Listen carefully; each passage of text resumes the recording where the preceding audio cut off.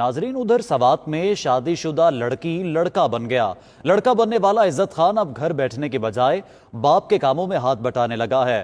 عزت خان اب مرد دوستوں کے ساتھ محفل لگا کر خوب گپ شپ میں بھی مصروف رہتا ہے۔ یہ کیسے ممکن ہوا، اسی پر عبید فضل کی رپورٹ دیکھتے ہیں۔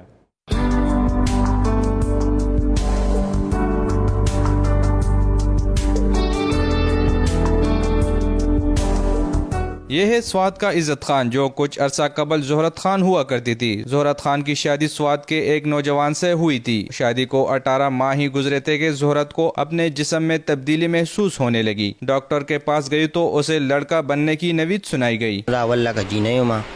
میں پہلے لڑکی تھی، شادی ہوئی، اللہ کے رحم سے لڑکا بن گیا، جس پر اللہ کا لاکھ لاکھ شکر ہے۔